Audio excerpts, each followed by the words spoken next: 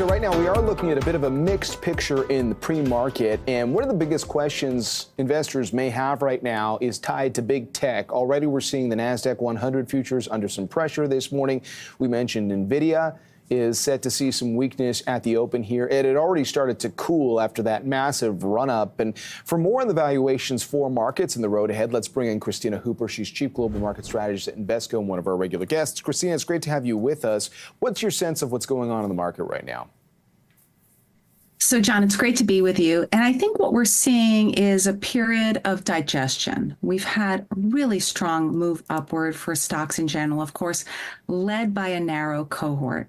And now markets are really taking a few moments to assess what's going on in the larger macro environment.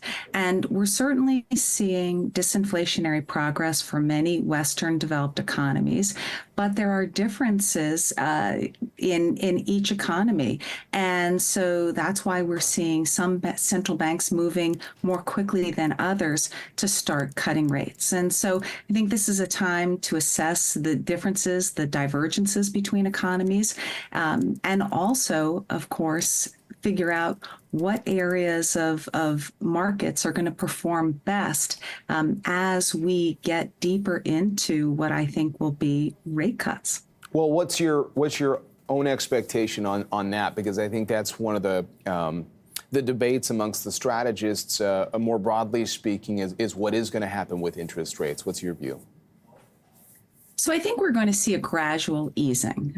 Clearly, there are some economies that feel a lot more comfortable. Their central banks feel a lot more comfortable starting to cut. But I don't think there's going to be a big difference. I think we're probably going to see the Fed at least start rate cuts by the end of the third quarter. And so we'll all be moving in the same direction, but some will be farther ahead than others.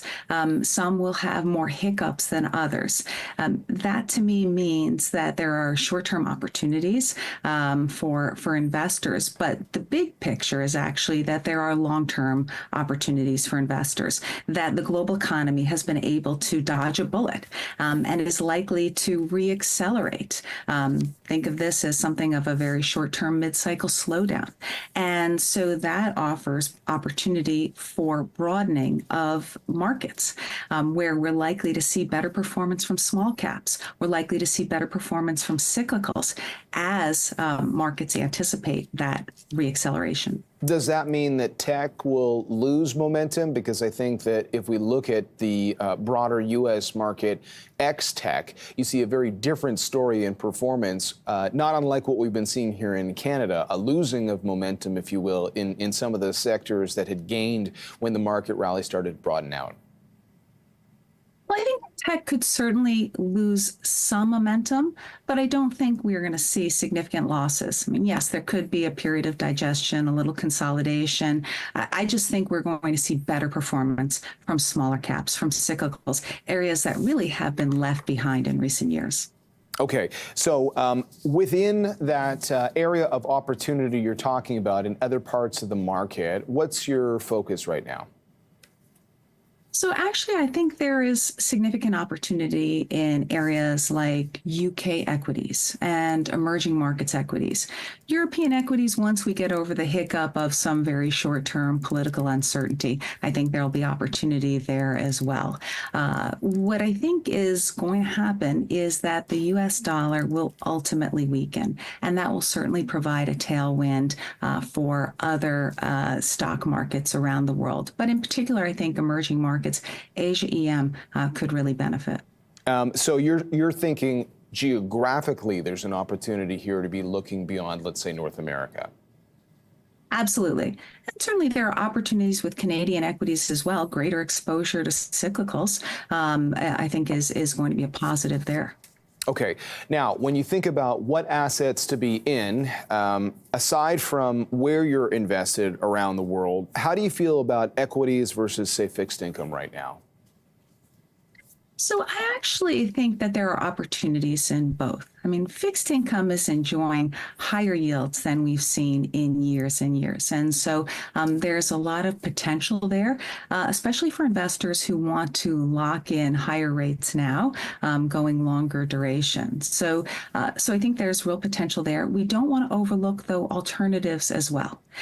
Sometimes it can be hard to make the case for diversification, but long-term history has, I think, made a compelling case. And years like 2022 make a case for the importance of including alternatives in one's portfolio allocations. Okay, just a final question. If people are starting to question the rally we've seen and maybe they move some money to cash, how do you feel about having cash in the portfolio? Is there an opportunity cost the longer you stay in money?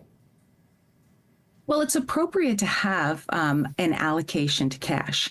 But what I'm seeing is significant overweights on the part of many investors to cash. And there really is a significant opportunity cost. We are going to see rates come down. And that is the cue for investors to look for opportunities elsewhere to reduce that overweight. And I think there are a lot of opportunities, not just in tech. We've certainly seen tech and its long-term growth potential. But again, the cyclicals, the smaller caps, areas that may be underrepresented in many investors' portfolios, like European and UK equities and EM equities.